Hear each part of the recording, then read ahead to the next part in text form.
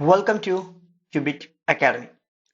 അപ്പോൾ നമ്മൾ ഇന്ന് നോക്കാൻ പോകുന്നത് 5-10-2024 മുതൽ 11-10-2024 വരെയുള്ള മോസ്റ്റ് ഇമ്പോർട്ടൻ്റ് ആയ 25 കറണ്ട് അഫയേഴ്സ് ടോപ്പിക്കാണ് എന്ത് ചെയ്യുന്നത് ഇന്ന് നമ്മൾ ഡിസ്കസ് ചെയ്യാൻ പോകുന്നത്. ഓക്കെ, അപ്പോൾ നമുക്ക് ആദ്യത്തെ ന്യൂസിലേക്ക് പോകും. എന്താണ് ആദ്യത്തെ news? Thiruvilwamala Venkateswara Tirupati Balaji temple. Okay, ഇതാണ് ആദ്യത്തെ ന്യൂസായി വന്നിരിക്കുന്നത്. ഇതെന്താണ് ന്യൂസായി വരാനുള്ള ഒരു കാരണം? എന്താ? The recent controversy regarding the Tirupati Laddu, a scared offering the Tirumala Venkateshwara temple, has highlighted the issue of government controlled Hindu temples. അതായത് നമുക്കറിയാം, ഈ ഇടയ്ക്ക് എന്ത് ചെയ്തിരുന്നു, തിരുപ്പതി ലഡുവിന് ഇഷ്യൂ വന്നിരുന്നു. അതായത് തിരുമല വെങ്കടേശ്വര ടെമ്പിളിൽ എന്താണ്, അവിടുത്തെ പ്രസാദമാണ് ഏതെന്ന് വിളിക്കുന്നത് തിരുപ്പതി ലഡു അല്ലെ. ഇതിൽ ഉണ്ടാക്കുന്ന രീതി അല്ലെങ്കിൽ ഇതിന്റെ ഉണ്ടാക്കുന്ന പ്രോസസ് എന്താ ശരിയല്ല എന്നുള്ള രീതിയിൽ ഇഷ്യൂസ് വന്നിരുന്നു. ഓക്കെ, അതാണ് ഇതെന്തായി വരാനുള്ള കാരണം, ന്യൂസായി വരുന്നതിന് വേണ്ടിയിട്ടുള്ള എന്താണ് ഒരു റീസൺ എന്ന് പറയുന്നത്. ഓക്കെ, അപ്പൊ നമുക്ക് ഡീറ്റെയിൽസിലേക്ക് പോവാം. ഇനി എവിടെയാണ് തിരുമല വെങ്കടേശ്വര തിരുപ്പതി ബാലാജി ടെമ്പിൾ സ്ഥിതി എന്ന് വെച്ച് കഴിഞ്ഞാൽ എവിടെയാണ്? തിരുമല, ആന്ധ്രാപ്രദേശ്, വെങ്കടേശ്വര ഹില്ലാണ് എന്ത് ചെയ്യുന്നത്, ഇത് സ്ഥിതി ചെയ്യുന്നതായിട്ട് എന്ത് ചെയ്യാൻ പറ്റുക, നമുക്ക് കാണാൻ പറ്റുക. ഓക്കെ, ഇത് വൺ ഓഫ് ദ 7 ഹിൽസ് ആണ് ഏത് തിരുമല ടെമ്പിൾസ് എന്നുള്ള പേരിൽ അറിയപ്പെടുന്നത്. അതുപോലെ തന്നെ ഇവിടെ ഉള്ള ഡീറ്റി ഏതാന്ന് ചോദിച്ചു കഴിഞ്ഞാൽ ഏതാണ്, ലോർഡ് വെങ്കടേശ്വരയാണ്. അതായത് ലോർഡ് വിഷ്ണുവിന്റെ ഒരു ഇൻകാർണേഷൻ ആണ് ഏതെന്ന് വിളിക്കുന്നത്, ലോർഡ് വെങ്കടേശ്വര എന്ന് വിളിക്കുന്നത്. ഇനി ഈ ടെമ്പിളിന് ഒരു ചരിത്രമുണ്ട്. കാരണം എന്താന്ന് ചോദിച്ചു കഴിഞ്ഞാൽ പല സൗത്ത് ഇന്ത്യൻ ഡൈനാസ്റ്റീസ്, ഉദാഹരണമായിട്ട് പല്ലവാസ്, ചോളാസ്, വിജയനഗര റൂളേഴ്സ് ഒക്കെ ഉണ്ടായിരുന്ന ഒരു സമയത്തുള്ള ടെമ്പിൾ ആണ്.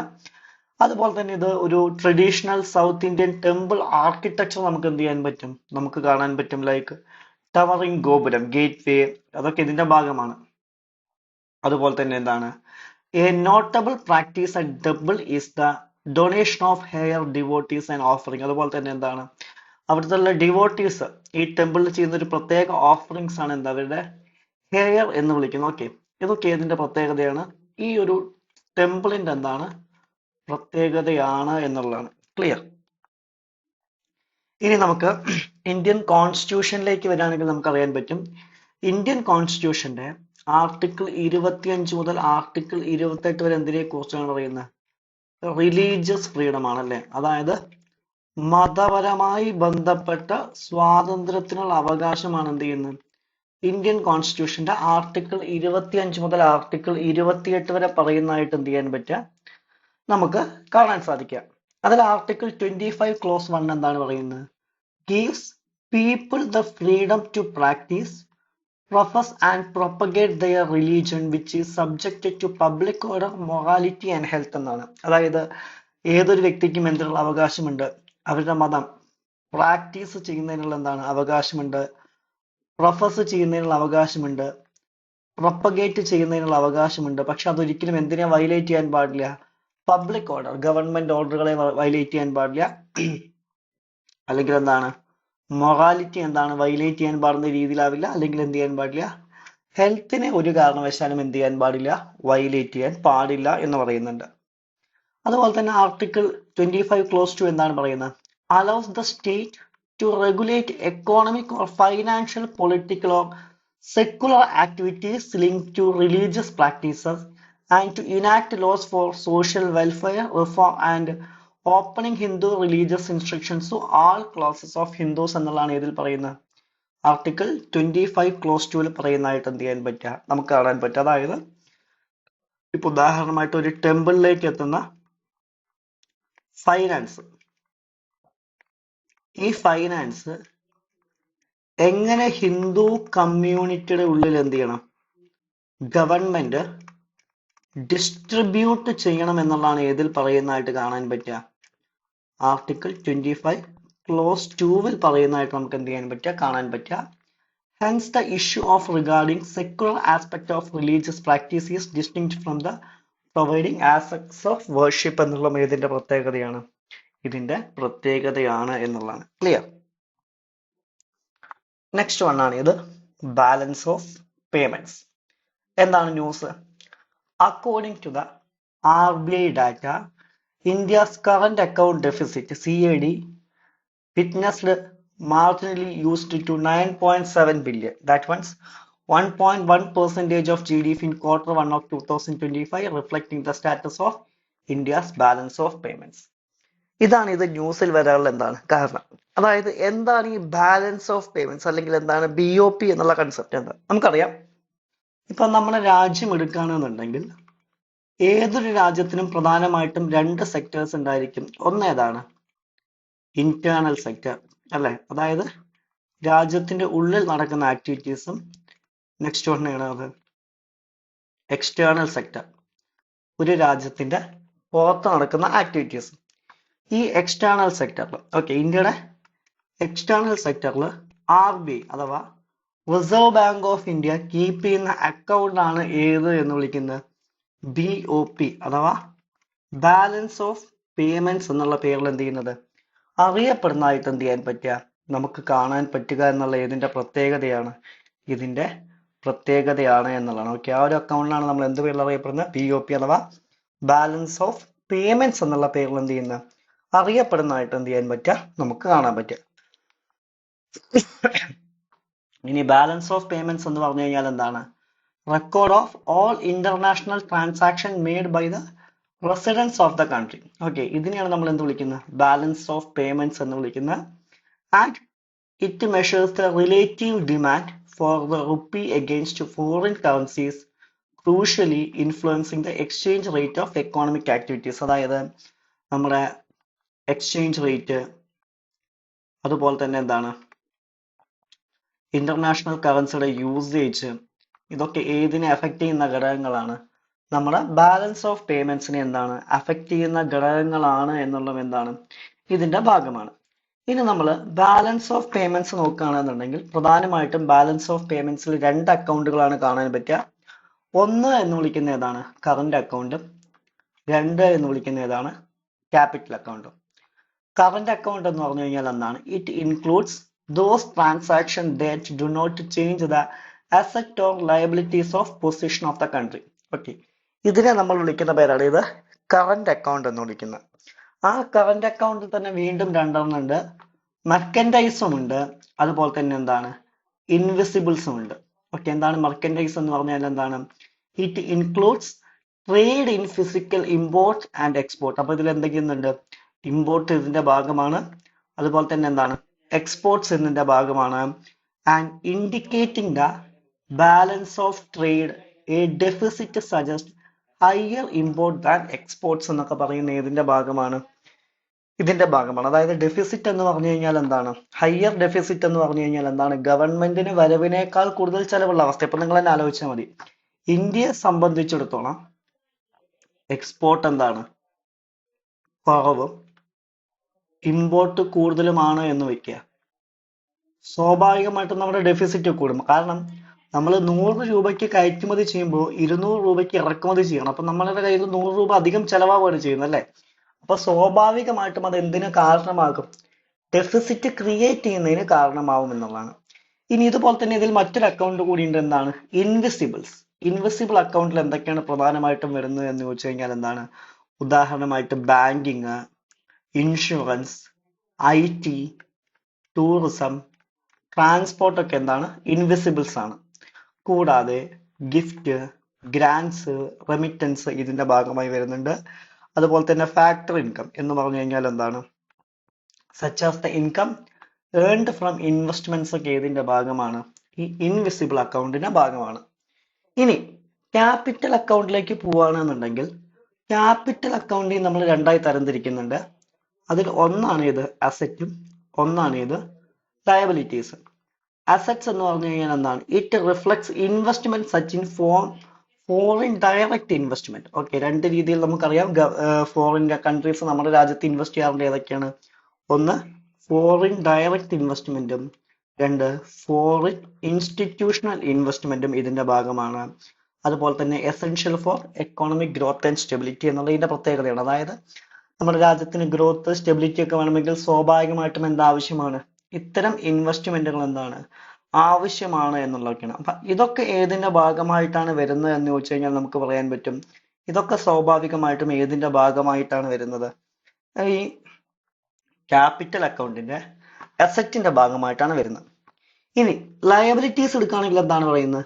It also reflects factors such as commercial borrowings, loans, capital ഒക്കെ ഏതിന്റെ ഭാഗമാണെന്ന് ചോദിച്ചു കഴിഞ്ഞാൽ ഏതിന്റെ ഭാഗമാണ്?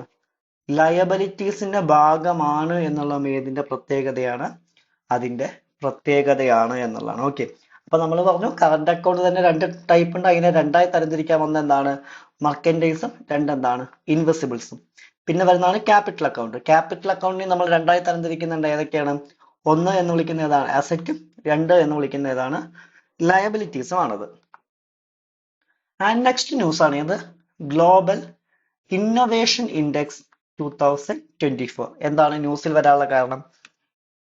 Recent India secured 39th position among 133 global economies in the Global Innovation Index 2024. അതായത് എന്താണ്? ഗ്ലോബൽ ഇന്നൊവേഷൻ ഇൻഡെക്സിൽ എന്ത് ചെയ്തിട്ടുണ്ട്? ഇന്ത്യക്ക് 39ാമത്തെ റാങ്ക് കിട്ടിയിട്ടുണ്ട് എന്നാണ് പറയുന്നത്. ഇൻ 2023 2023 132 രാജ്യങ്ങളുടെ കൂടെ മത്സരിച്ചപ്പോൾ ഇന്ത്യക്ക് എത്രാമത്തെ റാങ്ക് ആയിരുന്നു? 40ാമത്തെ റാങ്ക് ആയിരുന്നു എന്നും, എന്നാൽ 2024 ഇന്ത്യ മത്സരിച്ചത് 133 രാജ്യങ്ങളുടെ കൂടെ മത്സരിച്ചപ്പോൾ എത്രാമത്തെ റാങ്കാണ്? 39ാമത്തെ റാങ്കും കിട്ടിയിട്ടുണ്ട്. ഇതാണ് ഇത് ന്യൂസിൽ വരാനുള്ള എന്താണ് റീസൺ. നമുക്ക് നോക്കാം എന്താണ് ഗ്ലോബൽ ഇന്നൊവേഷൻ ഇൻഡെക്സ് എന്ന് പറഞ്ഞു കഴിഞ്ഞാൽ. The Global Innovation Index serves as the key reference for evaluating the performance of economic innovation ecosystem. അതായത് ഇപ്പൊ ഉദാഹരണമായിട്ട് ഇന്ത്യ എന്നുള്ള രാജ്യം എടുക്കുകയാണ് എന്നുണ്ടെങ്കിൽ ഇന്ത്യ എന്നുള്ള രാജ്യത്തിന്റെ എക്കോണമിയിൽ എത്രത്തോളം ഇന്നോവേഷൻ ഉണ്ട് എന്നാണ് എന്ത് ചെയ്യുന്നത്? കാൽക്കുലേറ്റ് ചെയ്യുന്നതായിട്ട് എന്ത് ചെയ്യാൻ പറ്റുക? നമുക്ക് കാണാൻ പറ്റുക. ഇനി ഇത് ആരാണ് പബ്ലിഷ് ചെയ്യുന്നത് എന്ന് ചോദിച്ചു കഴിഞ്ഞാൽ എന്താണ്? ഇത് ആനുവലി ഉള്ള പബ്ലിക്കേഷൻ ആണ്. ആരാണ് പബ്ലിഷ് ചെയ്യുന്നത്? World intellectual property organisation WIPO ആണ് എന്ത് ചെയ്യുന്നത്? ഇത് പബ്ലിഷ് ചെയ്യുന്നതായിട്ട് എന്ത് ചെയ്യാൻ പറ്റുക? നമുക്ക് കാണാൻ പറ്റുക. ഒരു ഇപ്പോൾ ഉദാഹരണമായിട്ട് ഈ policy makers, business lenders, other stake ഹോൾഡേഴ്സിനെ സംബന്ധിച്ചിടത്തോളം എന്താണ്? ഇതൊരു ബെഞ്ച് മാർക്ക് വാല്യൂ ആണ് എന്നുള്ളതും ഏതിന്റെ പ്രത്യേകതയാണ്? ഈ ഗ്ലോബൽ ഇന്നൊവേഷൻ ഇൻഡെക്സിന്റെ എന്താണ് പ്രത്യേകതയാണ് എന്നുള്ളതാണ്. ഓക്കെ, ഇനി നമ്മൾ പറഞ്ഞു ഇന്ത്യക്ക് നിലവിൽ എത്രാമത്തെ റാങ്കാന്ന് ചോദിച്ചു കഴിഞ്ഞാൽ ഇന്ത്യക്ക് നിലവിൽ 39ാമത്തെ റാങ്കാണ് ഏതിൽ കാണാൻ പറ്റുക? ഗ്ലോബൽ ഇന്നൊവേഷൻ ഇൻഡെക്സിൽ എന്ത് ചെയ്യാൻ പറ്റുക? നമുക്ക് കാണാൻ പറ്റുക. ഓക്കെ, 2015 നോക്കുകയാണെങ്കിൽ ഇന്ത്യക്ക് എത്രയായിരുന്നു? 81ാമത്തെ റാങ്ക് ആയിരുന്നു. പക്ഷെ 2024 അതാണ് വ്യത്യാസം. ഓക്കെ, 2015 ഇന്ത്യ എത്രയാണ് നിന്നിരുന്നത്? നമ്മൾ പറഞ്ഞു എത്രയാണ്? 81 അല്ലെ? 2023 നമ്മൾ പറഞ്ഞു ഇന്ത്യക്ക് എത്രാമത്തെ റാങ്ക് ആയിരുന്നു? 40 ആയിരുന്നു. പക്ഷെ 2024 ആകുമ്പോഴേക്ക് ഇന്ത്യയുടെ റാങ്ക് എത്ര ആയിട്ടുണ്ട്? 39ാമത്തെ റാങ്കിലേക്ക് ഇന്ത്യ എത്തിയിട്ടുണ്ട്. Okay, and India ranks first among 38 lower middle income economies maintaining the leadership എന്നുള്ള എന്താണ്? ഇതിന്റെ പ്രത്യേകതയാണ്. Okay, and India excels in innovation output ranking 33rd and improvement from the last year എന്നുള്ള ഏതിന്റെ പ്രത്യേകതയാണ്? ഇതിന്റെ പ്രത്യേകതയാണ് എന്നുള്ളതാണ്. ഓക്കെ, അപ്പൊ ഇത്രയും കാര്യങ്ങളാണ് പ്രധാനമായിട്ടും നമുക്ക് ഇതിൽ നോക്കാനുള്ളത്. ഗ്ലോബൽ ഇന്നൊവേഷൻ ഇൻഡെക്സുമായി ബന്ധപ്പെട്ടിട്ട് എന്ത് ചെയ്യാനുള്ളത്? പ്രധാനമായിട്ടും എന്ത് ചെയ്യാനുള്ളത്? നമുക്ക് നോക്കാനുള്ളത്. നെക്സ്റ്റ് വൺ ആണ് ഇത് ജൽ ഹൈ അമൃത് സ്കീം. എന്താണ് നമുക്ക് ന്യൂസ് വരാനുള്ള കാരണം? Recent the Ministry of Housing and Urban Affairs approved the Jal Hai Amrit scheme promote efficient water management. അതായത് എങ്ങനെയാണ് എഫിഷ്യന്റ് വാട്ടർ മാനേജ്മെന്റ് വേണ്ടത് എന്നുള്ളതിന്റെ ഭാഗമായി വന്ന സ്കീമാണ് ജൽ ഹൈ അമൃത് സ്കീം. ഇനി ഇത് ഏത് മിനിസ്റ്ററുടെ അണ്ടറിലാണെന്ന് ചോദിച്ചു കഴിഞ്ഞാൽ ഏത് മിനിസ്റ്ററുടെ അണ്ടറിലാണ്? Ministry of housing and urban അഫയേഴ്സിന്റെ അണ്ടറിലാണ് എന്ത് ചെയ്യുന്നത്? ഇത് പ്രധാനമായിട്ടും വരുന്നതായിട്ട് എന്ത് ചെയ്യാൻ പറ്റുക? നമുക്ക് കാണാൻ പറ്റുക എന്നുള്ള ഏതിന്റെ പ്രത്യേകതയാണ്? ഇതിന്റെ പ്രത്യേകതയാണ് എന്നുള്ളതാണ്. ഓക്കെ, അപ്പൊ ഈ മിനിസ്റ്ററുടെ അണ്ടറിലാണ് ഇത് വരുന്നത്. ഓക്കെ, അമൃത് 2.0 ഭാഗമായിട്ടാണ് എന്ത് ചെയ്യുന്നത്? ഇത് ലോഞ്ച് ചെയ്യുന്നത്, അല്ലെങ്കിൽ ഇത്തരം ഒരു സ്കീം എന്താണ് ലോഞ്ച് ചെയ്യുന്നതായിട്ട് എന്ത് ചെയ്യാൻ പറ്റുക? നമുക്ക് കാണാൻ പറ്റുക. And it incentive states and union territory to manage sewage treatment plants efficiently, ensuring of good quality recyclable treated water, ഇതിന്റെ ലക്ഷ്യം എന്താണ്? ഗുഡ് ക്വാളിറ്റി അല്ലെങ്കിൽ റീസൈക്ലബിൾ വാട്ടർ എന്ത് ചെയ്യുക, സംസ്ഥാനങ്ങളിലേക്ക് അല്ലെങ്കിൽ യൂണിയൻ ടെറിട്ടറിയിൽ എത്തിക്കുക എന്നുള്ള ഇതിന്റെ ലക്ഷ്യമാണ്, ഇതിന്റെ ലക്ഷ്യമാണ് എന്നുള്ളതാണ്. ഓക്കെ, അതുപോലെ തന്നെ എന്താണ്? Purify water by removing sewage and containments making the suitable to released into natural water sources. അതുപോലെ തന്നെ എന്താണ്? Clean water credits will be awarded in the terms of star rating between 3 to 5 stars certified valid for 6 months. അതായത് ഇപ്പോൾ എവിടെയാണോ ഏറ്റവും നല്ല വെള്ളം കൊടുക്കുന്നത് അതിന് അവർ സ്റ്റാർ റേറ്റിംഗ് കൊടുക്കും. 3 മുതൽ 5 വരെയാണ് സ്റ്റാർ റേറ്റിംഗ് കൊടുക്കുക. ഈ ഒരു സ്റ്റാർ റേറ്റിംഗ് സർട്ടിഫിക്കറ്റ് എത്ര മന്തിലേക്ക് വാലിഡ് ആണ് എന്നാണ് പറയുന്നത്? 6 മാസത്തേക്ക് എന്താണ് ഇത് വാലിഡ് ആണ് എന്നാണ് പറയുന്നത്. അതുപോലെ തന്നെ the clean water credit of 3 star and above different groups as below the given financial incentives ആണ്. And central pollution control board March 2021 കണക്ക് പ്രകാരം ഇന്ത്യയുടെ കറന്റ് വാട്ടർ ട്രീറ്റ്മെന്റ് കപ്പാസിറ്റി എന്ന് വിളിക്കുന്നത് എത്രയാണ്? 27.3% എന്ത് ചെയ്യാൻ പറ്റുക, കാണാൻ പറ്റുക.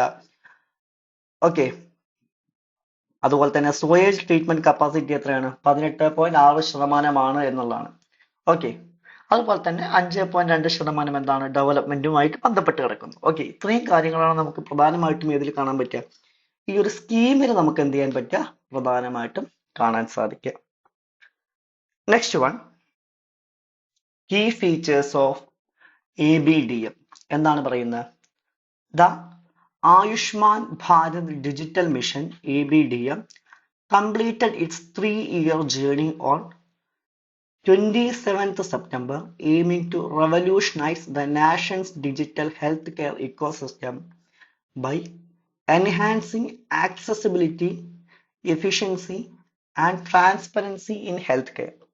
Okay, അതായത് ആയുഷ്മാൻ ഭാരത് ഡിജിറ്റൽ മിഷൻ, അതിനെക്കുറിച്ച് എന്ത് ചെയ്തിട്ടുണ്ട്? ഒരു കറണ്ട് അഫെയർ വന്നിട്ടുണ്ട്. അതാണ് ഇത് എന്തായി വരാനുള്ള, മീൻസ് നമുക്ക് ഒരു ന്യൂസായി വരാനുള്ള എന്താണ് ഒരു കാരണം എന്ന് വിളിക്കുന്നത്. ഓക്കെ, അപ്പൊ നമുക്ക് എന്ത് ചെയ്യാം, ആ സ്കീമിനെ കുറിച്ച് കൂടുതൽ നോക്കാം. എന്തൊക്കെയാണ് കീ ഫീച്ചേഴ്സ് എന്ന് വിളിക്കുന്നത്? ഏതൊക്കെയാണ്? ഒന്ന്, unique health identifier for citizens എന്നാണ്. അതായത് എന്താണ് പറയുന്നത്? ഈ സ്കീമിന്റെ ഭാഗമായിട്ട് എന്ത് ചെയ്യും? A unique health Ayushman Bharat health mission ID for each individual securely store and manage health records ആണ്. അതായത് എല്ലാ വ്യക്തികൾക്കും എന്ത് ചെയ്യും? ഒരു യുണീക് നമ്പർ കൊടുക്കും. ആ യുണീക് നമ്പർ പ്രകാരം എന്ത് ചെയ്യും? എല്ലാവരുടെയും എന്താണ് ഹെൽത്ത് റെക്കോർഡ്സ് ആര് സേവ് ചെയ്ത് വെക്കുന്നു? ഗവൺമെന്റ് സേവ് ചെയ്ത് വെക്കുന്നു എന്നുള്ള ഇതിന്റെ പ്രത്യേകതയാണ്, ഇതിന്റെ പ്രത്യേകതയാണ് എന്നുള്ളതാണ്. ഓക്കെ, അത് പ്രകാരം എന്ത് ചെയ്യുന്നുണ്ട്? എല്ലാവരുടെയും ഡാറ്റാസ് ആര് സേവ് ചെയ്ത് വെക്കുന്നുണ്ട്? ഗവൺമെന്റ് സേവ് ചെയ്ത് വെക്കുന്നുണ്ട് എന്നുള്ള ഇതിന്റെ പ്രത്യേകതയാണ്, ഇതിന്റെ പ്രത്യേകതയാണ് എന്നുള്ളത്. നെക്സ്റ്റ് വണ്ണാണ് ഏത്? Health care professionals registry. എന്താണ് പറയുന്നത്? A comprehensive prosperity of health care professionals across modern and traditional system enabling connection to India's digital ecosystem എന്നുള്ളതും ഏതിന്റെ പ്രത്യേകതയാണ്? ഇതിന്റെ പ്രത്യേകതയാണ്. And health facility registrars HFR എന്താണ് പറയുന്നത്?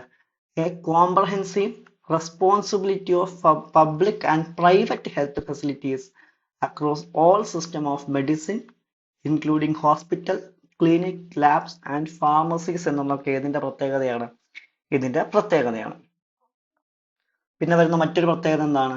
യൂണിഫൈഡ് ഹെൽത്ത് ഇന്റർഫേസ് ആണ്. എന്താണ് പറയുന്നത്? Facilitate the discovery and delivery of health services, thereby streamlining healthcare interactions and improving service accessibility എന്നുള്ളതും ഏതിന്റെ പ്രത്യേകതയാണ്? ഇതിന്റെ എന്താണ് പ്രത്യേകതയാണ് എന്നുള്ളതാണ്. ആൻഡ് പിന്നെ പറയുന്ന മറ്റൊരു കാര്യം എന്താണ്? ഡാറ്റ പ്രൈവസി ആൻഡ് സെക്യൂരിറ്റി ആണ്. എന്താണ്? In alignment with DPDP Act 2023, the ABDM ensures the security, confidentiality and secure sharing of patient related with health information. അതുപോലെ തന്നെ വരുന്ന ഒരു കാര്യമാണ് ട്രാൻസ്പെറൻസി. എന്താണ് പറയുന്നത്? It offers individuals access to public and private health services, ensures guideline compliance and promotes transparency in pricing and accountability എന്നുള്ളതും ഏതിന്റെ പ്രത്യേകതയാണ്? ഇതിന്റെ പ്രത്യേകതയാണ് എന്നുള്ളതാണ്. ഓക്കെ, ആൻഡ് നെക്സ്റ്റ് ന്യൂസ് ആണ് എന്ത്? ഗുഡ്സ് ആൻഡ് സർവീസ് ടാക്സ് അല്ലെ, നമുക്കറിയാം എന്താണ് നോൺ ആസ് GST. ഓക്കെ, എന്താണ്? Recent the Supreme Court laid down functionality and essentially test for input tax credit ITC eligibility under the goods and service tax regime. Okay, ഇതാണ് ഇതെന്തായി വരാനുള്ള ഒരു കാരണം എന്ന് പറയുന്നത്, ന്യൂസിൽ വരാനുള്ള ഒരു കാരണം. ഇനി എന്താണ് ഗുഡ്സ് ആൻഡ് സർവീസ് ടാക്സ് എന്ന് പറഞ്ഞാൽ GST is the value added tax system ad valorem tax. It is levied in the supply of goods and services in India. അതായത് GST എന്ന് പറയുന്നത് എന്താണ്? ഒരു വാല്യൂ ആഡഡ് ടാക്സ് സിസ്റ്റം ആണ് എന്നുള്ളതാണ്. അതായത് നമ്മൾ എല്ലാ തവണയും ടാക്സ് പേ ചെയ്യേണ്ടതിന് പകരം ഒരൊറ്റ യൂണിറ്റിലേക്ക് എന്ത് ചെയ്യുക, ഇതിനെ കൊണ്ടുവരിക. ഇതാണ് ഇതിന്റെ പ്രത്യേകത, GSTയുടെ പ്രത്യേകത. ഇപ്പൊ ഫോർ എക്സാമ്പിൾ നോക്കുക, ഒരു എക്സാമ്പിൾ ആണ് ഞാൻ പറയുന്നത്. ഇപ്പോ ഞാനിപ്പോ വാറ്റിനെയും അതുപോലെ തന്നെ GSTയും പരസ്പരം എന്ത് ചെയ്യുന്നു, കമ്പയർ ചെയ്യുന്നു. അതായത് ഇവിടെ വാറ്റ് 10% എന്ന് വിചാരിക്കുക, GSTയും 10% എന്ന് വിചാരിക്കുക. ഓക്കെ, ഇനി ഏതെങ്കിലും ഒരു പ്രൊഡ്യൂസർ ഒരു പ്രൊഡക്റ്റ് എന്ത് ചെയ്യുന്നു, നിർമ്മിക്കുന്നു. അദ്ദേഹം 90 രൂപയ്ക്കാണ് നിർമ്മിക്കുന്നത്. അദ്ദേഹത്തിന്റെ ലാഭം 10 രൂപ, 100 രൂപ. 100 രൂപയുടെ 10% ടാക്സ് 110. അപ്പൊ രണ്ടാമത്തെ ബയ്യർ ഇത് വാങ്ങുമ്പോൾ 110 രൂപയ്ക്ക് വാങ്ങണം. ഓക്കെ, ഇനി അദ്ദേഹത്തിന്റെ ലാഭം കൂട്ടും 120. 120 രൂപയുടെ 10% എന്ന് വിളിക്കുന്ന എത്രയാണ്? 12. അപ്പൊ വില എത്രയായി? 132. അടുത്ത ആൾ ഇത് വാങ്ങുന്നത് 132 രൂപയ്ക്ക്. പക്ഷെ GST ആണെങ്കിൽ നോക്കുക എങ്ങനെയാണ് വരിക. ഉദാഹരണമായിട്ട് ഒരാൾ 90 രൂപയ്ക്ക് എന്ത് ചെയ്യുന്നു, ഒരു പ്രൊഡക്റ്റ് നിർമ്മിക്കുന്നു. അദ്ദേഹത്തിന്റെ ലാഭം 10 രൂപ എടുക്കുന്നു. ടോട്ടൽ 100 രൂപ, 10% ടാക്സ് 110. ഇനി രണ്ടാമത്തെ പ്രൊഡ്യൂസറും അദ്ദേഹത്തിന്റെ ലാഭം കൂട്ടുന്നു. 10 രൂപ, 120. ഇവിടെ നമ്മൾ 120ന്റെ 10% കാരണം എത്ര രൂപയാണ് 110 120ലേക്ക് കൂട്ടിയത്? 10 രൂപ. ആ 10 രൂപയുടെ 10% എന്ന് പറഞ്ഞാൽ എത്രയാണ്? 1 രൂപയുള്ളൂ. അപ്പൊ 121 രൂപയാണ് അടുത്ത ആൾ ഇത് വാങ്ങുമ്പോൾ വരുള്ളൂ. മനസ്സിലായില്ലേ? ഇതാണ് ആ സ്ലാബുകളിൽ വരുന്ന വ്യത്യാസമാണ്. ഇതാണ് ഏതിന്റെ പ്രത്യേകത? GSTയുടെ എന്താണ് പ്രത്യേകത എന്ന് വിളിക്കുന്നത്. ഇന്ത്യൻ ഭരണഘടനയിലെ അല്ലെങ്കിൽ ഇന്ത്യൻ കോൺസ്റ്റിറ്റ്യൂഷനിലെ 101ാമത്തെ അമെൻമെന്റ് ആക്ട് പ്രകാരം 2016 ഓക്കെ 2016 ഇത് പാസ്സാക്കുന്നത്. 2017 ജൂലൈ 1 മുതൽ എന്ത് ചെയ്തു, ഇത് നിലവിൽ വന്നു. വൺ നാഷൻ വൺ ടാക്സ് എന്നുള്ളതാണ് ഏതിന്റെ തീം എന്ന് വിളിക്കുന്നത്, GSTയുടെ തീം. ഇനി എത്ര രീതിയിലുള്ള ടാക്സ് ആണ് GST വാങ്ങുന്നത് എന്ന് ചോദിച്ചു കഴിഞ്ഞാൽ, GSTയിൽ പ്രധാനമായിട്ടും വരുന്നത് 0% GST ഉള്ളതുണ്ട്, 5% GST ഉള്ളതുണ്ട്, 12% GST ഉള്ളതുണ്ട്, 18% ആൻഡ് 28%. ഇങ്ങനെ പല ടൈപ്പ് GSTകളുണ്ട്. ഇനി GST കൗൺസിൽ എന്ന് വിളിക്കുന്ന ഇന്ത്യയിൽ എന്താണ്, ഒരു കോൺസ്റ്റിറ്റ്യൂഷണൽ ബോഡിയാണ് ഏത്, GST കൗൺസിൽ എന്ന് വിളിക്കുന്ന ഇന്ത്യൻ കോൺസ്റ്റിറ്റ്യൂഷന്റെ article 279A clause 1 of Indian constitution പ്രകാരമാണ് എന്ത് ചെയ്യുന്നത്, പ്രസിഡന്റ് ഓഫ് ഇന്ത്യ ഏതിനെ എസ്റ്റാബ്ലിഷ് ചെയ്യുന്നത്, GST കൗൺസിലിനെ എന്താണ് എസ്റ്റാബ്ലിഷ് ചെയ്യുന്നതായിട്ട് എന്ത് ചെയ്യാൻ പറ്റുക, നമുക്ക് കാണാൻ സാധിക്കുക എന്നുള്ളതും ഏതിന്റെ പ്രത്യേകതയാണ് എന്നുള്ളതാണ്, ഇതിന്റെ പ്രത്യേകതയാണ് എന്നുള്ളതാണ്. ക്ലിയർ? അപ്പൊ ഇതാണ് ബേസിക്സ് ആയിട്ട് നമുക്ക് ആരെക്കുറിച്ച് മനസ്സിലാക്കി വെക്കേണ്ടത്, GSTയെ കുറിച്ച് അല്ലെങ്കിൽ ഗുഡ്സ് ആൻഡ് സർവീസ് ടാക്സിനെ കുറിച്ച് നമുക്ക് ഏറ്റവും ബേസിക് ആയിട്ട് അല്ലെങ്കിൽ ഫണ്ടമെന്റൽ ആയിട്ട് നമുക്ക് എന്ത് ചെയ്യാനുള്ളത്, നോക്കാൻ ഉള്ളത്. ഓക്കെ, നെക്സ്റ്റ് വൺ ആണ് ഇത്, വിശാഖപട്ടണം പിൽ ബോക്സസ്. എന്താണ് news? Due to monsoon, Visakhapatnam beaches have shifted, revealing World War II pillboxes that were buried in the sand, offering a look into the city's forgotten maritime history. Okay, ഇതാണ് ഇതെന്തായി വരാനുള്ള കാരണം, ന്യൂസായി വരാനുള്ള കാരണം എന്ന് വിളിക്കുന്നത്. And pillboxes എന്ന് പറഞ്ഞു കഴിഞ്ഞാൽ എന്താണ്, the pillbox constructed during the height of World War II were part of strategic defense network to safeguard Visakhapatnam shores from the potential enemy innovations ആണ് അല്ലെ. ഇവിടെ നമുക്ക് നോക്കിക്കഴിഞ്ഞാൽ തന്നെ എന്ത് ചെയ്യാൻ പറ്റും, കാണാൻ പറ്റും. ഓക്കെ, ഇതിനെയാണ് നമ്മൾ എന്ത് പേരിൽ വിളിക്കുന്നത്, പിൽ ബോക്സ് എന്നുള്ള പേരിൽ നമ്മൾ എന്ത് ചെയ്യുന്നത് വിളിക്കുന്നത്. എന്താ പറയുന്നത്? The name pill box comes from their resemblances to medicine containers used in the early 20th century strong pills എന്നുള്ളതാണ്. അതുകൊണ്ടാണ്. ഇനി വിശാഖപട്ടണം പിൽ ബോക്സിനെ കുറിച്ച് നോക്കുകയാണെങ്കിൽ എന്താണ്? The most visible pillbox is located RK ബീച്ചിലാണ് നമുക്ക് കാണാൻ പറ്റുക, revealed by beach erosion, while a second one at Jalparia fishing colony buried under the sand, garbage and neglect എന്നുള്ളതാണ്. And Visakhapatnam was a significant target during the war as it is the one of India's key naval bases in the deep natural harbor എന്നുള്ളതും ഇതിന്റെ പ്രത്യേകതയാണ് എന്നുള്ളതാണ്. Next one ആണ് ഇത് international day of older persons 2024. എന്താണ് news? The ministry of social justice and empowerment observed International Day of Older Person 2024 in 1st October 2024. ഇതാണ് ഇത് news ആയി വരാനുള്ള കാരണം. ഇനി ഇതിന്റെ തീം എന്താന്ന് ചോദിച്ചു കഴിഞ്ഞാൽ എന്താണ്? ഏജിങ് ദ ഡിഗ്നിറ്റി എന്നുള്ളതാണ്. ഓക്കെ, തീമായിട്ട് വരുന്നത് എന്താണ്? The importance of strengthening care and support system for older persons worldwide. ഇത്തരം ഒരു ആശയം എത്തിക്കുക എന്നുള്ള രീതിയിലാണ് എന്ത് ചെയ്യുന്നത്? ഏജിങ് ദ ഡിഗ്നിറ്റി എന്നുള്ളൊരു തീം എന്താണ് ഇപ്രാവശ്യം പബ്ലിഷ് ചെയ്തായിട്ട് എന്ത് ചെയ്യാൻ പറ്റുക, നമുക്ക് കാണാൻ പറ്റുക എന്നുള്ളത് ഏത് ദിവസത്തിന്റെ പ്രത്യേകതയാണ്? ഈ ദിവസത്തിന്റെ എന്താണ് പ്രത്യേകതയാണ് എന്നുള്ളതാണ്. ഇനി about the international day of older persons നോക്കുകയാണെങ്കിൽ എന്താണ് പറയുന്നത്? This day is celebrated to recognise the contributions made by older people and promote the need for inclusive and age friendly societies എന്നുള്ളതാണ്. ഇനി ഇത് ഡിസൈൻ ചെയ്യുന്ന ആരാന്ന് ചോദിച്ചു കഴിഞ്ഞാൽ എന്താണ്? 1990 ഒക്ടോബർ 14 UN ജനറൽ അസംബ്ലിയാണ് എന്ത് ചെയ്യുന്നത്? ഇത്തരം ഒരു കാര്യം ഡിസൈൻ ചെയ്യുന്നതായിട്ട് എന്ത് ചെയ്യാൻ പറ്റുക, നമുക്ക് കാണാൻ പറ്റുക. ആൻഡ് എന്താണ് പറയുന്നത്? It is based on the Vienna international plan of action on ageing 1982 and the UN principle for older persons എന്നുള്ളതൊക്കെ ഇതിന്റെ പ്രത്യേകതയാണ്. ഇതിന്റെ കമ്മിറ്റ്മെന്റ്സ് ആൻഡ് ഗ്ലോബൽ ഫ്രെയിംവർക്ക് നോക്കുകയാണെങ്കിൽ എന്താണ് പറയുന്നത്?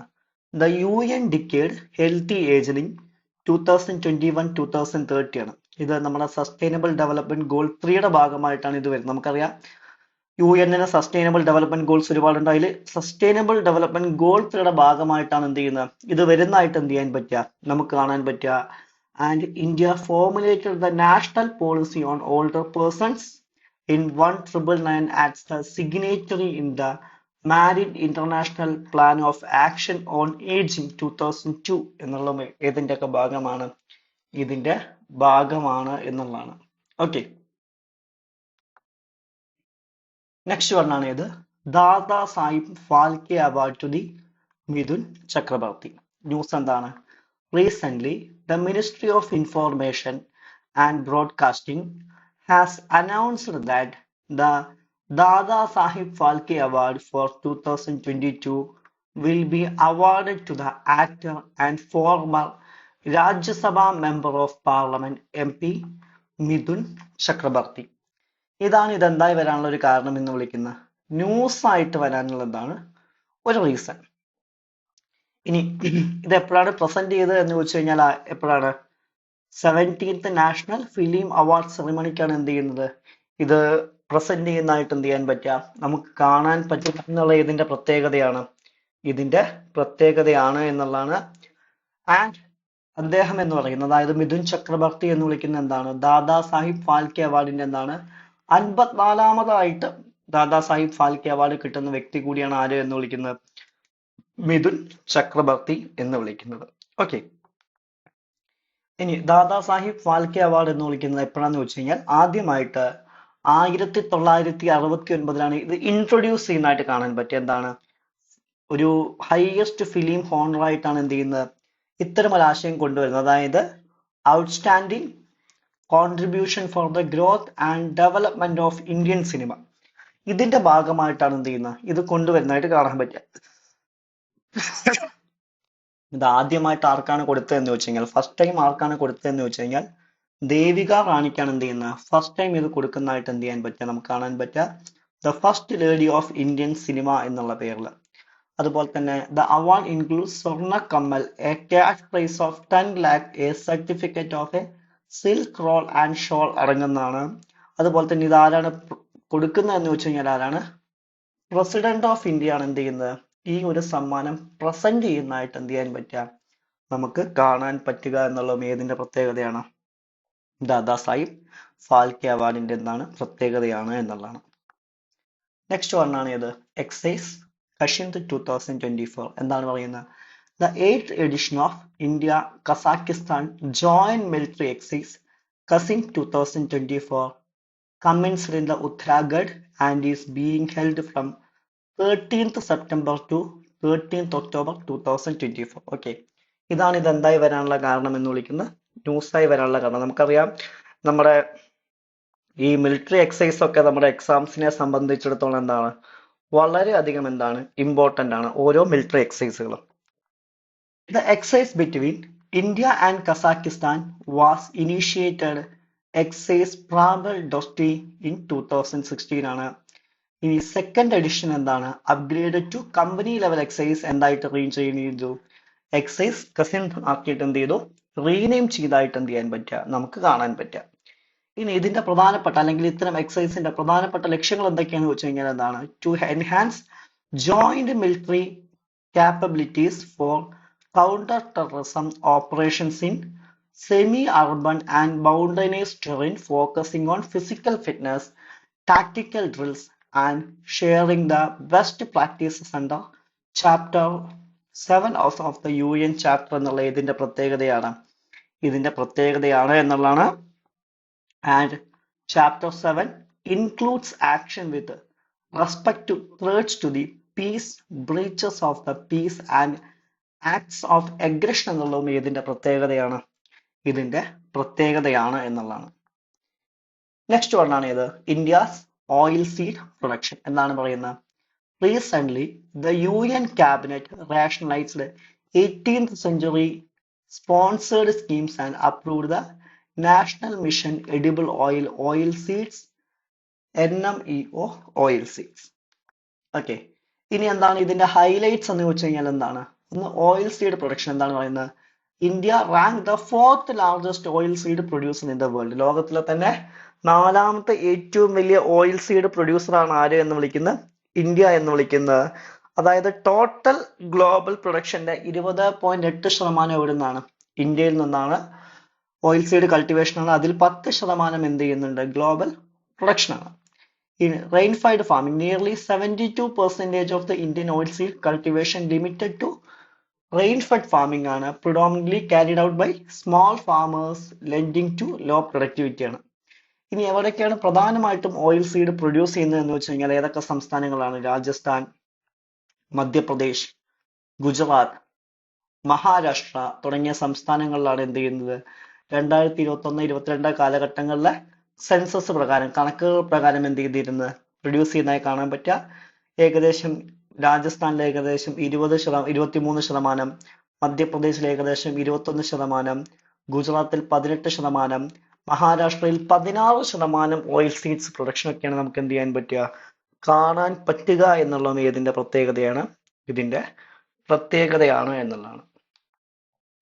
ഇനി ഓയിൽ സീഡ്സ് എക്സ്പോർട്ട് നോക്കുകയാണെങ്കിൽ 2022-2023 കാലഘട്ടത്തിൽ ഏകദേശം $1.33 ബില്യണിലും നമ്മൾ എന്ത് ചെയ്തു, എക്സ്പോർട്ട് ചെയ്തു. പ്രധാനമായിട്ടും Indonesia, Vietnam, Philippines, Malaysia, Thailand, UAE, Bangladesh തുടങ്ങിയ രാജ്യങ്ങളിലേക്കാണ് നമ്മൾ എന്ത് ചെയ്യുന്നത്, ഇതിനെ എക്സ്പോർട്ട് ചെയ്യുന്നതായിട്ട് എന്ത് ചെയ്യാൻ പറ്റുക, കാണാൻ പറ്റുക. ഇനി ഓയിൽ സീഡ്സ് ഇമ്പോർട്ട് എന്താണ് പറയുന്നത്. India is heavily reliant in the import of oil seeds which account for 57% its domestic demand for edible oils എന്നുള്ളതുകൊണ്ട് എന്ത് ചെയ്യുന്നു, ഇമ്പോർട്ട്സ് നമുക്ക് എന്ത് ചെയ്യാൻ പറ്റും, കാണാൻ പറ്റും എന്നുള്ള ഇതിന്റെ പ്രത്യേകതയാണ് എന്നുള്ളതാണ്. നെക്സ്റ്റ് വൺ ആണ് ഇത്, historical context of India Sri Lanka relations എന്താണ് പറയുന്നത്. Recent the external affairs minister S. Jaishankar met with the Sri Lanka's newly elected president Aruna Kumara Thingaye in Colombo during which he pledged India's full support for the country's economic recovery and growth. Okay, ഇതാണ് ഇതെന്തായി വരാനുള്ള കാരണം, current affair ആയിട്ടെന്നാണ് വരാനുള്ള reason. ഇനി India Sri Lanka historical context എടുത്ത് നോക്കുകയാണെന്നുണ്ടെങ്കിൽ 3rd century BC മുതലാണ് എന്ത് ചെയ്യുന്നത്, നമുക്ക് ഇത്തരം ഒരു റിലേഷൻ എന്താണ് തുടങ്ങുന്നതായിട്ട് എന്ത് ചെയ്യാൻ പറ്റുക നമുക്ക് കാണാൻ പറ്റുക എന്നുള്ള ഏതിന്റെ പ്രത്യേകതയാണ്, ഇതിന്റെ പ്രത്യേകതയാണ് എന്നുള്ളതാണ്. And Mahinda, the son of emperor Ashoka, introduced Buddhism to Sri Lanka. അതായത് ഒരു ബുദ്ധിസം പ്രചരിപ്പിക്കുന്നതോടുകൂടിയാണ് ഈ ഒരു ബന്ധം, അതായത് ഒരു strong cultural and religious connection എന്ത് ചെയ്യുന്നത്, ഈ രണ്ട് രാജ്യങ്ങൾ തമ്മിൽ എന്ത് ചെയ്യുന്നത് തുടക്കം കുറിക്കുന്നത്. During the 10th century CE, the Chola dynasty from South India invaded Sri Lanka several times, leaving a lasting cultural impact that shaped Sri Lankan art, architecture and language എന്നുള്ളതൊക്കെ ഇതിന്റെ പ്രത്യേകതയാണ്. അതുപോലെ എന്താണ്, both India and Sri Lanka achieved independence from British colonial rule 1947 and 1948 respectively, which India playing a vital role in the helping Sri Lanka develop its democratic instructions എന്നുള്ളതും ഇതിന്റെ ഭാഗമാണ്. അതുപോലെ പറയുന്ന എന്താണ്, the liberation tigers of Tamil Eelam LTTE, a terrorist organization formed in the 1976, engaged armed conflict with the Sri Lankan government from 1982 to 2009. അതുപോലെ in response to the conflict, India and Sri Lanka signed the 1987 India-Sri Lanka Agreement, which led to the implementation of the 13th Amendment and deployment of Indian peacekeeping force to Sri Lanka എന്നുള്ളതും ഇതിന്റെ പ്രത്യേകതയാണ്. അതുപോലെ തന്നെ എന്താണ്, the Sri Lankan Civil War came to an end in 2009 following a military offensive എന്നുള്ളതും ഇതിന്റെ പ്രത്യേകതയാണ് എന്നുള്ളതാണ്. ക്ലിയർ. നെക്സ്റ്റ് വൺ ആണ് ഇത്, മഹാനദി റിവർ. എന്താണ് പറയുന്നത്, the 6th decade oil canal system connected to Odisha's Hirakud Dam is set for the major renovation എന്നുള്ള ഇതിന്റെ പ്രത്യേകതയാണ്. ഇതാണ് ഇത് പ്രത്യേകതയല്ല, ന്യൂസ് ആയിട്ട് ഹിരാക്കുഡ് ഡാം എന്താണ് വരാനുള്ള കാരണം, ഇന്ത്യസ് ലാർജസ്റ്റ് ഡാംസിൽ ഒന്നാണ് ഏതെന്ന് വിളിക്കുന്നത്, ഹിരാക്കുഡ് ഡാം എന്നുള്ള പേരിൽ അറിയപ്പെടുന്നത്. ഇനി ഇതിന്റെ ഒറിജിൻ നോക്കുകയാണെങ്കിൽ എന്താണ്, റിവർ എവിടുന്നാണ് ഒറിജിൻ ചെയ്യുന്നത്, Sihawa range of hills, Dhamtari district of Chhattisgarh ആണ്. ഇതിന്റെ മൗത്ത് എന്താണ്, it flows in to Bay of Bengal at False Point Jaganpur in ഒഡീഷയാണ് ട്രൈബ്യൂട്ടറീസ്. അത് ലെഫ്റ്റ് ബാങ്ക് എന്ന് പറയുന്നത് ഏതൊക്കെയാണ്, Seonath, Mand, Ib, Hasdeo and Kelo. Right bank ഏതാണ്, ഓങ്, പെരി, ജോങ് ആൻഡ് തെലൻ ഒക്കെയാണ് ഇതിന്റെ ലെഫ്റ്റ് ബാങ്കും. അതുപോലെ തന്നെ എന്താണ്, റൈറ്റ് ബാങ്ക് നമുക്ക് എന്ത് ചെയ്യാൻ കാണാൻ പറ്റുക എന്നുള്ള ഇതിന്റെ പ്രത്യേകതയാണ് എന്നുള്ളതാണ്. ക്ലിയർ. നെക്സ്റ്റ് വൺ ആണ് ഇത്, ടൈഫ്യൂൺസ് ഇൻ സൗത്ത് ഈസ്റ്റ് ഏഷ്യ. എന്താണ് ഇത് ന്യൂസിൽ വരാനുള്ള കാരണം, according to a study published the journal Climate and Atmospheric Science in July 2024, typhoons are occurring frequently in Southeast Asia due to the rising global temperatures. ഇതാണ് ഇതെന്തായി വരാനുള്ള ഒരു കാരണം, ന്യൂസ് ആയിട്ട് വരാനുള്ള എന്താണ് ഒരു കാരണം എന്ന് പറയുന്നത്. ഇനി റീസെന്റ് സൗത്ത് ഈസ്റ്റ് ഏഷ്യയിൽ വന്ന ടൈഫൂൺസ് ഏതൊക്കെയാണെന്ന് ചോദിച്ചു കഴിഞ്ഞാൽ ഒന്നേതാണ്, ടൈഫൂൺ യാഗിയാണ്. എന്താണ്, it is the strongest tropical cyclone Asia has encountered till September 2024 and second most powerful globally after Hurricane Beryl. Atlantic Ocean വന്നതാണ് അതിന് ശേഷം, and it caused several damage across Southeast Asia affecting the Philippines, China, Laos, Myanmar, Thailand, particularly Vietnam. ഇത്രയും രാജ്യങ്ങളാണ് ഇത് പ്രധാനമായിട്ടും എന്ത് ചെയ്തത്, അല്ലെങ്കിൽ ഇത്തരം രാജ്യങ്ങളിലാണ് ഇത് പ്രധാനമായിട്ടും എന്ത് വരുത്തിയത്, നാശനഷ്ടങ്ങൾ വരുത്തിയതായിട്ട് കാണാൻ പറ്റാം. ആൻഡ് പിന്നെ വരുന്നതാണ് ഇത് ടൈഫൂൺ ഷൻഷൻ. എന്താണ്, it has the hit Japan bringing heavy rains and strong winds ആണ്. പിന്നെ വരുന്നതാണ് ടൈഫൂൺ ബ്നിക്. എന്താണ്, it has top wind speed of 150 km/h that means 94 meter per hour near its eye, and reached category 1 storm on the Saffir-Simpson hurricane wind scale ആണ്. Okay, next one ആണ് ഇത് India's tripartite agreement. എന്താണ് പറയുന്നത്? Recently, Nepal, India and Bangladesh signed a tripartite agreement to facilitate cross-border electricity trade എന്നുള്ള ഇതിന്റെ ഭാഗമാണ്. എന്താണ് പറയുന്നത്? Under the agreement, Nepal will export its surplus electricity to Bangladesh from 15th June to 15th November each year ആണ്. India will facilitate the transmission of electricity from Nepal to Bangladesh ആണ്. In the first phase, Nepal will export 40 megawatt hydroelectric power to Bangladesh. First phase എന്ത് ചെയ്യും? നേപ്പാൾ ബംഗ്ലാദേശിലേക്ക് എന്ത് ചെയ്യും? 40 megawatt electricity ആണ് കൊടുക്കുന്നതായിട്ട് കാണാൻ പറ്റുക through Indian territory at rate of 6.4 cents per unit ആണ്.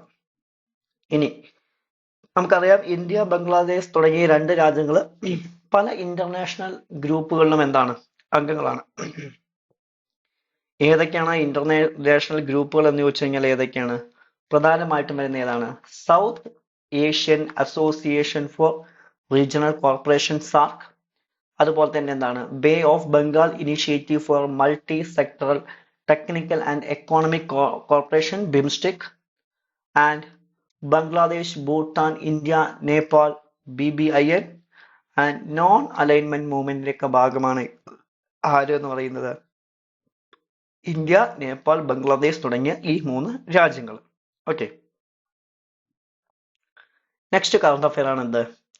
95th birth anniversary of Shyamji Krishna Varma.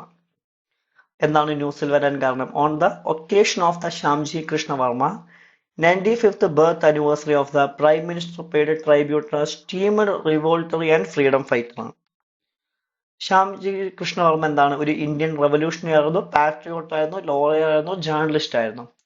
1857 October 4 ഗുജറാത്തിലെ മണ്ഡ്വിയിലാണ് അദ്ദേഹം ജനിക്കുന്നത്.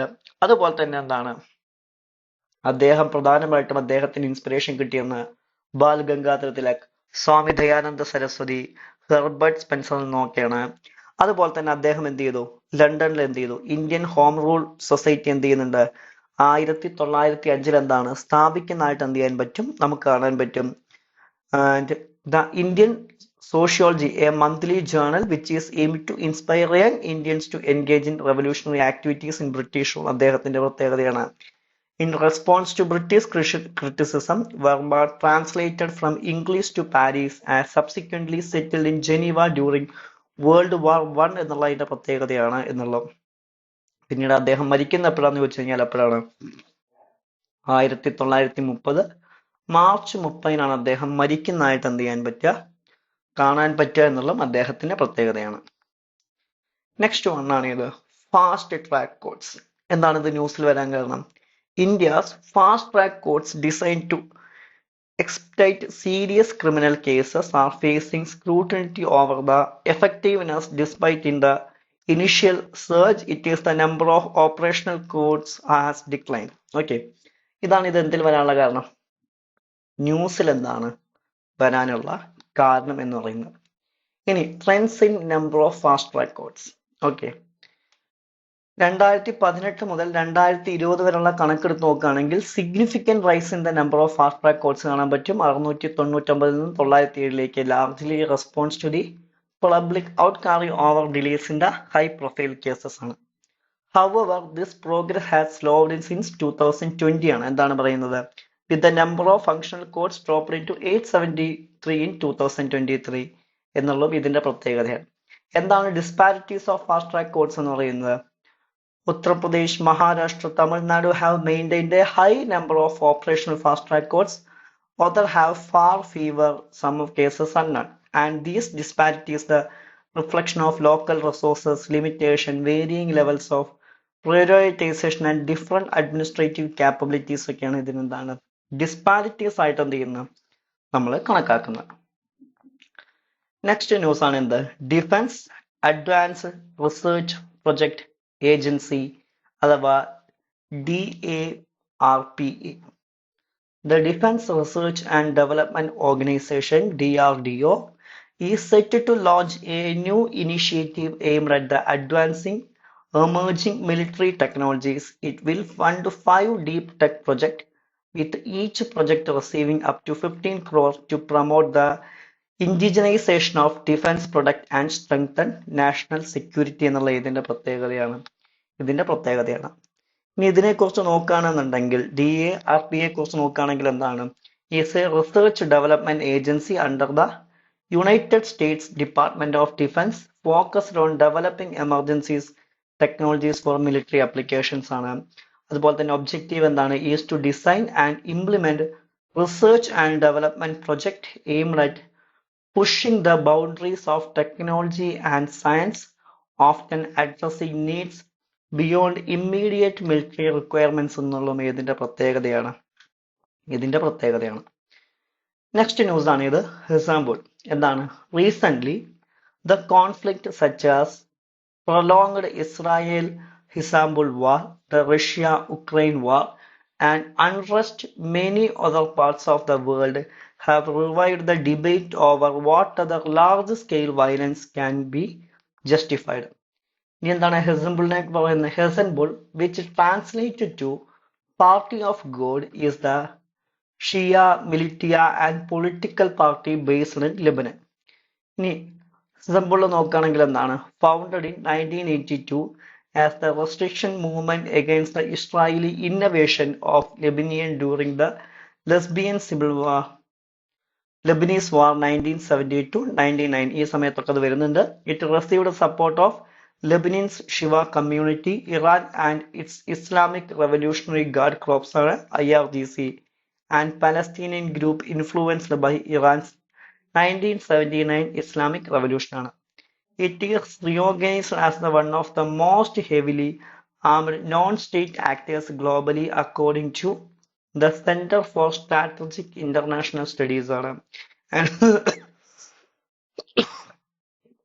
ഒരുപാട് രാജ്യങ്ങൾ, യുണൈറ്റഡ് സ്റ്റേറ്റ്സ്, ഇസ്രായേൽ, ഇവരൊക്കെ എന്താണ് ഇതിനെന്തായിട്ടാണ് കണക്കാക്കുന്നത്? ടെററിസ്റ്റ് ഓർഗനൈസേഷൻ ആയിട്ടാണ് എന്ത് ചെയ്യുന്നത്? കണക്കാക്കുന്നതായിട്ട് എന്ത് ചെയ്യാൻ പറ്റുക? കാണാൻ പറ്റുക എന്നുള്ളതും ഇതിന്റെ പ്രത്യേകതയാണ് എന്നുള്ളതാണ്. Okay, next word, academic freedom index. എന്താണ് പറയുന്നത്? According to Asia power index 2024, India surprised Japan to become the third largest power, reflecting increasing geopolitical stature. This achievement is driven by India's dynamic growth and youthful population and expanding economy, solidifying the position as the leading force in the region എന്നുള്ള ഇതിന്റെ പ്രത്യേകതയാണ് എന്നുള്ളതാണ്. Clear? അതൊക്കെ ഇതിന്റെ പ്രത്യേകതയാണ് എന്നുള്ളതാണ്. ഇനി academic freedom ഇൻഡെക്സിലേക്ക് വരികയാണെങ്കിൽ, assesses facto levels academic freedom across the world based 5 indicators ആണ്. ഏകദേശം 179 രാജ്യങ്ങളിലാണ് ഇത് കണക്കാക്കുന്നതായിട്ട് എന്ത് ചെയ്യാൻ പറ്റുക? നമുക്ക് കാണാൻ പറ്റുക. ഏതൊക്കെയാണ് ആ 5 indicators എന്ന് വെച്ചാൽ? Freedom to research and teach, freedom of academic exchange and dissemination, institutional autonomy, campus integrity and freedom of academic and cultural expression ആണ്. ഇത് 2017 എന്ത് ചെയ്യുന്നത്? ഇത്തരം ഒരു പ്രൊജക്ട് സ്റ്റാർട്ട് ചെയ്യുന്നതായിട്ട് എന്ത് ചെയ്യാൻ പറ്റുക? നമുക്ക് കാണാൻ പറ്റുക. Expert consultant Colombo and funded by the ഫാരിസ് തൈസാൻ ഫൗണ്ടേഷൻ ആണ്. ആൻഡ് ഫസ്റ്റ് വേർഷൻ റിലീസ് ചെയ്തപ്പോഴായിരുന്നു 2020. ഇനി AFI uses scales to 0, low, 1, high to measure the degree of academic freedom in the country. 0 to 1 വരെയാണ് അവരുടെ എന്താണ് മെഷർമെന്റ് എന്ന് വിളിക്കുന്നത്. Next news is related to Jamaica. എന്താണ് ജമൈക്ക ന്യൂസിൽ വരാനുള്ള ഒരു കാരണം? Recent the Prime Minister of Jamaica visited India to solidify bilateral ties in a range of key areas including trade and investment. It will be first ever bilateral visit of the Prime Minister of Jamaica to India. ഇതാണ് ഇത് എന്തിൽ വരാനുള്ള കാരണം എന്ന് പറയുന്നത്, ന്യൂസിൽ വരാനുള്ള കാരണം. ജമൈക്ക എന്ന് വിളിക്കുന്ന എന്താണ്? ഒരു ഐസ്ലാൻഡ് കൺട്രിയാണ് ഇത് Jamaica. The West Indies and third largest island in the Caribbean Sea after Cuba and Hispaniola, and it is situated west of Haiti, south of Cuba, north of the nearest point of the mainland, Caps Gracious Duos and the Caribbean coast of Central America. അതുപോലെ തന്നെ capital എവിടെയെന്ന് വെച്ച് കഴിഞ്ഞാൽ എവിടെയാണ് Kingston ആണ് അതിന്റെ capital. Population എന്ന് പറയുന്നത് എന്താണ് ആഫ്രിക്കൻ ആൻസൈറ്റ് ആണ്. Descended from slaves brought by the European colonists ആണ്. Jamaica gained independence from the UK in 1962 എന്നുള്ളത് ഏതിന്റെ പ്രത്യേകതയാണ്? ഇതിന്റെ പ്രത്യേകതയാണ് നിലവിലൊരു കോമൺവെൽത്ത് മെമ്പർ കൂടിയാണ് ആര് എന്ന് വിളിക്കുന്ന ജമൈക്ക എന്ന് പറയുന്ന രാജ്യം. നെക്സ്റ്റ് വൺ ആണ് ഇത് ഗ്രീനിങ് ഓഫ് അന്റാർട്ടിക് പെനിൻസുല. എന്താണ് പറയുന്നത്? The Antarctic Peninsula has experienced a tenfold increase in vegetation from less than 1 square kilometer in 1986 to almost 12 square kilometer by 2021. ഇതാണ് എന്താണ് ന്യൂസിൽ വരാനുള്ള കാരണം. ഓക്കെ, എന്താണ് പറയുന്നത്? The rate of change in vegetation cover 2012 to 21 എത്രയാണ്? 0.42 kilometer 2 per year compared to the entire 30-year long study period to 0.31 kilometer 2 per year ആണ്. ഇനി the development most ecosystem can be lead to organic soil formation and higher plant colonization ആണ്. അതുപോലെ തന്നെ എന്താണ് it also raises concerns about potential introduction of non-native and intensive spices ആണ്. And mosses are pioneer spices that start ecological succession ആണ്.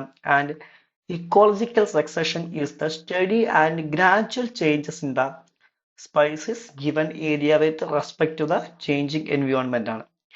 This greening is likely due to the accelerated warming in the region, which has been hitting 5 times faster than the global average എന്നുള്ള ഇതിന്റെ പ്രത്യേകതയാണ്.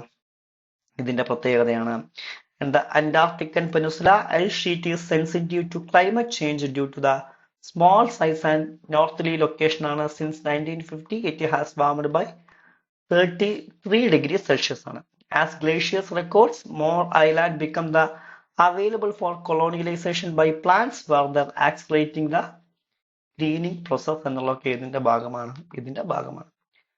Next news ആണ് ഇത് the Nobel prize in physics 2024. എന്താണ് ന്യൂസിൽ വന്നിരിക്കുന്നത്? The 2024 Nobel Prize in Physics has been awarded by the Royal Swedish Academy of Sciences to John J. Hopfield and Jeremy E. Hinton, two pioneers whose groundbreaking work laid the foundation for modern artificial neural networks and machine learning ആണ്. Okay, ഈ രണ്ടു പേർക്കാണ് എന്ത് ചെയ്തിരിക്കുന്നത് കിട്ടിയിരിക്കുന്നതായിട്ട് എന്ത് ചെയ്യാൻ പറ്റുക കാണാൻ പറ്റുക. ഓക്കെ, ഇനി എപ്പോഴാണ് ഇത് ആരാണ് എസ്റ്റാബ്ലിഷ് ചെയ്യുന്നതെന്ന് വെച്ച് കഴിഞ്ഞാൽ ആൽഫ്രഡ് നോബൽ ആണ് എന്ത് ചെയ്യുന്നത് ഇത് എസ്റ്റാബ്ലിഷ് ചെയ്യുന്ന awarded those who conferred by the greatest benefit of humankind during preceding year ആണ്. ഫസ്റ്റ് അവാർഡ്സ് എപ്പോഴാണ്? 1901. ഓക്കെ, ഇതിൽ ഫിസിക്സ് ആർക്കാണ്? Royal Swedish Academy of Science. Chemistry ആരാണ്? Royal Swedish Academy of Sciences ആണ് കൊടുക്കുന്നത്. ആൻഡ് സൈക്കോളജി ഓർ മെഡിസിന് the Nobel Assembly of കർലോസിന ഇൻസ്റ്റിറ്റ്യൂട്ടും, ലിറ്ററേച്ചറിന് സ്വീഡിഷ് അക്കാദമിയും, പീസിന് നോബൽ കമ്മിറ്റിയും, എക്കണോമിക്സിന് Royal Swedish Academy of Sciences തന്നെയാണ്. 1968 എഴുതുന്നത്. എക്കോണമിക് സയൻസസ് ഏതിന്റെ ഭാഗമാകുന്നത്? നോബൽ പ്രൈസിന്റെ ഭാഗമാകുന്നതായിട്ട് എന്ത് ചെയ്യാൻ പറ്റുക നമുക്ക് കാണാൻ സാധിക്കാം. നെക്സ്റ്റ് ന്യൂസ് ആണ് ഇത് സെൻട്രൽ കൺസ്യൂമർ പ്രൊട്ടക്ഷൻ അതോറിറ്റി അഥവാ CCPA എന്നുള്ള പേരിൽ എന്ത് ചെയ്യുന്നത് അറിയപ്പെടുന്നത്. എന്താണ് പറഞ്ഞിരിക്കുന്നത്? Recent the national consumer dispute redressal commission NCDRC has fined Johnson and Johnson Rs 35 lakh for supplying defective medical devices following a case filed by the consumer who suffered complications from a faulty hip replacement ആണ്. ഇതിലെന്താണ് central consumer protection authority പറയുന്നത്? It is the regulatory body established under the Section 10 of the Consumer Protection Act 2019. It regulates matters related to consumer rights, violation, unfair trade practices ആണ്. ഇത് operate ചെയ്യുന്ന എന്തിന്റെ അണ്ടറിലാണ്? Ministry of consumer affairs, food and public ഡിസ്ട്രിബ്യൂഷന്റെ അണ്ടറിലാണ്. ഇതിന്റെ CCPയുടെ powers എന്തൊക്കെയാണെന്ന് ചോദിച്ചു കഴിഞ്ഞാൽ ഏതൊക്കെയാണ്? ഒന്ന് കൺസ്യൂമർ റൈറ്റ്സ് ആണ്. എന്താണ്? Protects and enforce the rights of consumer as A group ആണ്. പിന്നെ ഉള്ളൊരു അധികാരം എന്താണ്? Unfair trade practices. അതായത് ഏതെങ്കിലും രീതിയിൽ അൺഫെയർ ട്രേഡ് പ്രാക്ടീസസ് നടത്തുന്നുണ്ടെങ്കിൽ അതിനെ പൂർണ്ണമായിട്ടും എന്ത് ചെയ്യുക? ഇല്ലാതാക്കുക എന്നുള്ള ആരുടെ അധികാര പരിധിയിൽ വരുന്നതാണ്? ഇവരുടെ അധികാര പരിധിയിൽ വരുന്നതാണ്. പിന്നെ വരുന്നതാണ് അഡ്വാൻസ്മെന്റ് റെഗുലേഷൻ. എന്താണ്? സെക്ഷൻ 21 ഓഫ് CPA 2019 പ്രകാരം എന്ത് ചെയ്യുന്നുണ്ട്? CCPക്ക് എന്തിനു പകരമുണ്ട്? Issue direction and penalties against false and misleading അഡ്വർടൈസ്മെന്റ്സിനെതിരെ എന്ത് ചെയ്യാൻ? കേസ് എടുക്കാനും എന്തുണ്ട്? അധികാരമുണ്ട് എന്നുള്ളതാണ്. ഓക്കെ, നെക്സ്റ്റ് ന്യൂസ് ആണ് ഏത്? പ്രധാൻ മന്ത്രി ആവാസ് യോജന ഗ്രാമീൺ. എന്താണ് പ്രധാൻ മന്ത്രി ആവാസ് യോജന ഗ്രാമീൺ ന്യൂസിൽ വരാൻ കാരണം? Recent the Indian government has taken significant steps to enhance its rural housing scheme under the Pradhan Mantri Awas Yojana by initiating a survey of Kutch House nationwide and launching Awas Sakhi mobile app. ഇനി ഇതെപ്പോഴാണ് launch ചെയ്തത് വെച്ച് കഴിഞ്ഞാൽ 2016 launch ചെയ്ത്. PMAYG ആണ് ഇതിനെ provide ചെയ്യുന്നതായിട്ട് എന്ത് ചെയ്യാൻ പറ്റുക? നമുക്ക് കാണാൻ പറ്റുക. The section beneficiaries involves a through 3-stage validation process including socio-economic caste census 2011 ആണ്, and Gram Sabha approvals and geo-tagging ensure the researchers of most deserving individuals ആണ്. ഇതിന്റെ ബെനിഫിഷ്യറീസ് ആരൊക്കെയാന്ന് വെച്ച് കഴിഞ്ഞാൽ ഒന്ന് ഫൈനാൻഷ്യൽ അസിസ്റ്റൻസ് ആണ് കൊടുക്കുന്നത്. ഏകദേശം 1.20 lakh in plain areas and 1.30 lakh in hilly states ആണ്. അതുപോലെ തന്നെ അഡീഷണൽ സപ്പോർട്ട്സ് ഫോർ ടോയ്ലറ്റ് എന്താണ്? Rs 12,000 for constructing toilet through convergence with a scheme like Swachh Bharat Mission Gramin and Mahatma Gandhi Rural Employment Guarantee Scheme or any other dedicated source of funding ആണ്. ഈ employment support എന്താണ്? Mandatory provision of 90/95% days unskilled wage and employment beneficiaries through Mahatma Gandhi National Rural Employment Guarantee Act of House Construction ആണ്. And basic amenities എന്താണ്? Access to water, liquefied petroleum gas and electricity connections through convergence with relevant schemes എന്നുള്ളതും ഇതിന്റെ ഭാഗമാണ് എന്നുള്ളതാണ്. അപ്പൊ ഇത്രയും കാര്യങ്ങളാണ് എന്താണ് ഈ ഒരാഴ്ചത്തെ കറണ്ട് അഫെയറിൽ നമുക്ക് എന്ത് ചെയ്യാനുള്ള നോക്കാനുള്ള. Okay, thank you.